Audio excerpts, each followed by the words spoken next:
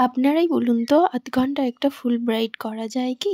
ক্লায়েন্টের দাদা 7টা 5-এ এসে হঠাৎ বলছে আমার বোনকে সাজিয়ে দিতে হবে। আগে থেকে কোনো কন্ট্যাক্ট করা ছিল না। 8টা 15 তো নাকি লগনসা। আমি বললাম এখন তো আমার কাছে কেউ নেই, এটা কি করে সম্ভব? বলছে আমি জানি না, করে দিতে হবে, বোনের শখ। আমি ফ্রিই ছিলাম, ভাবলাম ঠিক আছে দেখি কত দূর করা যায়। বললাম 1 ঘন্টা অন্তত দিতে, বললো না আধ ঘন্টাই দেওয়া যাবে।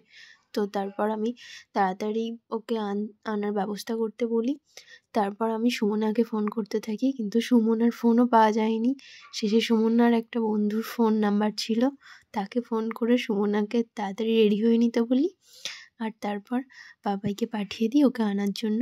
ওকে সোজা বাড়ি থেকে তুলে এনেছি 7টা 15-র মধ্যে। 7টা 15-তেও ব্রাইড এসে পৌঁছায়নি, 7:30টায় ব্রাইড এলো।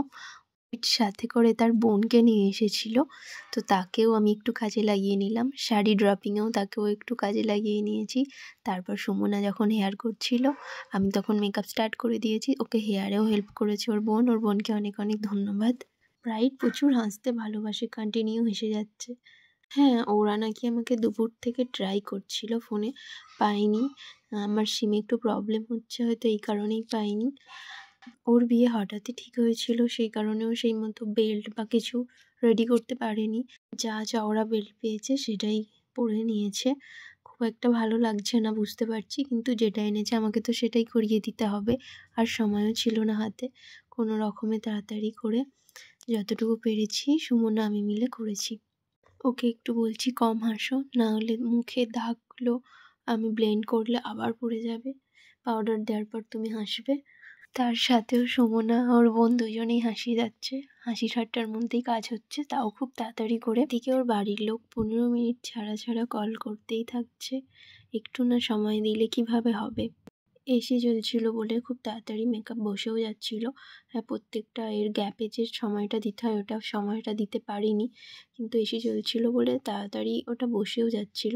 আই মেকআপ ব্লেন্ডিং করা হয়নি, আর আই মেকআপ খুব কম সময়ে করা হয়েছে, তাই খুব একটা ভালোভাবে করাও হয়নি। আর কলকাতা মানে খুবই সিম্পল হয়েছে। ও বলছিল লিপটা যেন ভি শেপে হয়, সেটাই করে দেওয়া হয়েছে। এদিকে দেখো ক্লায়েন্টের মাও এসে একটু রেডি হয়ে নিচ্ছে নিজেই। বাড়িতে সময় পাইনি, সেই জন্য এখানে এসে লাস্ট টাচ আপ করে নিচ্ছে। ক্লায়েন্টের মা এসেও তাড়াহুড়ো করছে। এদিকে ফুল টুল কিচ্ছু আনেনি, তো আমার কাছে 2-3টে গাজরা ঝুলছিল। ও দেখে বলছে ওটাই পেরে আমার আপাতত দিয়ে দাও, যা হবে হবে। ফুল আনার সময় হয়নি, তার উপর মুকুটটা বাঁকা। বলছে গায়ে হলুদের সময় দেখেছে মুকুটটা বাঁকা, কিছুতেই সোজা হচ্ছে না। আমি বললাম এটা খুব বাজে লাগবে, আমার কাছে মুটুক ছিল একটা, কিন্তু ওটা একটু ভাঙা বলে আমি দিতে পারলাম না। তো তারপরে ওটাই লাগিয়ে ও বললো কোনো রকমের নিয়মে করে তারপর ছবি তোলার সময় খুলে দেবো। তারপর ওকে রেডি করে তাড়াতাড়ি করে ওকে আনার জন্য 50টা বোধহয় লোক চলে এসেছিলো আমার পার্লারে। 55 মিনিটে দেখো ওকে কি সুন্দর লক্ষ্মী ঠাকুরের মতো করে দিলাম। তোমাদের কেমন লেগেছে জানিও।